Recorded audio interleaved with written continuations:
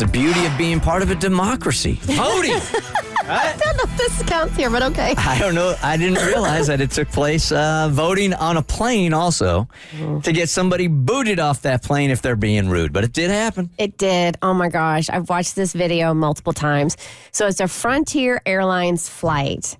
And there was a woman that was, according to other passengers, we don't have video proof of this. We only have video proof of the voting process, of the survivor voting process.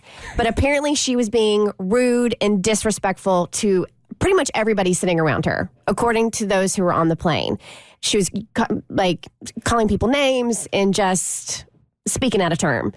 And they're flying from New Jersey to Atlanta, and one dude had enough. And he's like, we're going to vote right now to kick this woman off the plane. Why do I feel like this is North meeting South here? Like, I'm already judging. I'm thinking the person that was getting kicked off was from Jersey, and the person that stood up was from Atlanta. Maybe. I'm not 100% sure, but this was him rallying the troops to get this woman kicked off the plane.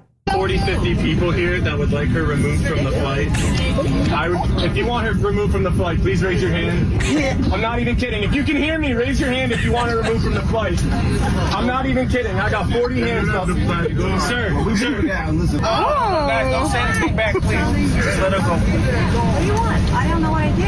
I don't know either. He's back and forth for something like 30,000 feet. You can't be arguing and just grab this stuff. Yeah, don't be down fight.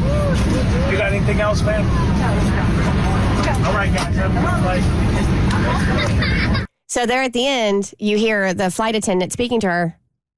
They kicked her off the flight. Yeah. Wow. Now, what hasn't been reported was they did that at 32,000 feet. So they just opened up the door and pushed her out. They gave him a parachute, though, right? No. No? Okay. So, yeah, the flight attendant came up and was just like, you can't be talking to people like that. Gather your stuff. You got anything else? And they escorted her off the flight. That's hilarious. How are the people? Okay. Now, in this instance, I think that is weird. However, I do think that there should be some kind of vote when it comes to who's in the emergency row. Because there's a lot of people in those emergency rows not saving my life.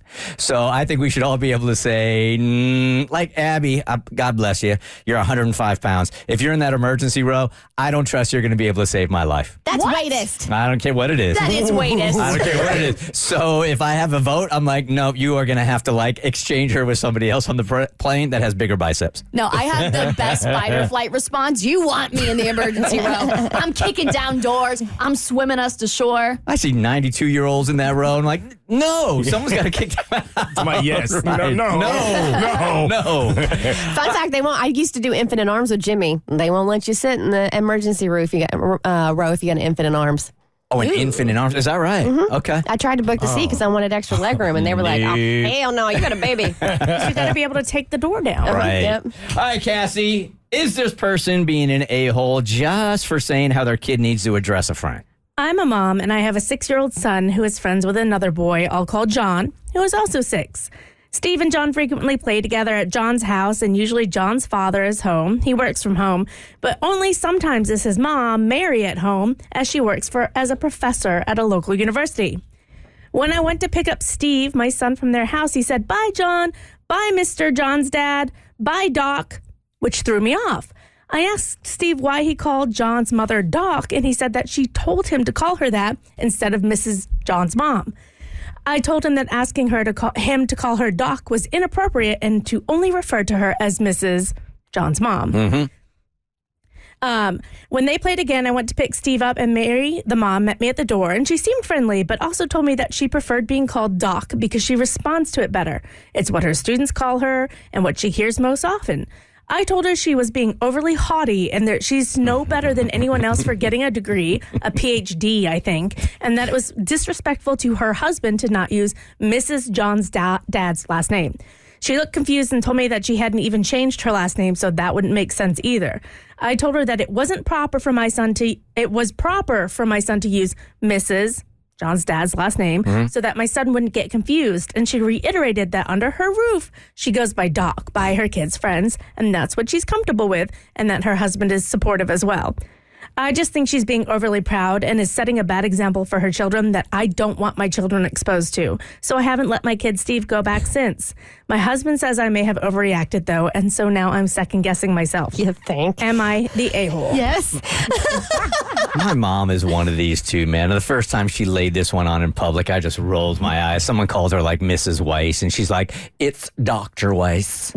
She did what? After all that work? No, Heck man. yeah, I would be doing the same thing. No way. Really? Yes. I couldn't care less about the label, I couldn't man. either. I wouldn't That's just care. like an unnecessary flex. I feel like it is like from, the a-hole mom's perspective, wanting her son to call her Mrs. whatever, like for her to want kids to call her Doc. I do feel like it's a flex, but you know what? You're a woman who has an incredible accomplishment. If it's not hurting anybody else. And if anything, young girls calling another woman Doc, I feel like instills in them like, I can become a doctor, So I think those kinds of examples are important for young girls. So I'm totally down for it. It's her house. It is not hurting anybody for your son to call her Doc. So you got to get over yourself. She totally overreacted. I agree. Yeah, I'm in the same boat. So I had a principal growing up who got her PhD, and we had to start calling her Doctor. I can't remember what her last name was, but like Dr. Smith. And it was a really cool thing to be like, okay, girl, like pop off. And again, it doesn't hurt anybody. So, I mean, it's your house, your rules. The only person it hurts is the person who became a doctor and their bank account is hurt because of all those school loans. You paid for that label right there. I agree. I completely agree. I mean, it's her house, it's her rules. She earned it. So if that's what she wants, give it to her. Yeah, ain't gonna hurt anybody, right? The Bert Show. Like what you just watched? Well, you can get way more of The Bert Show on Apple, Spotify, Stitcher, or wherever you get your favorite podcasts.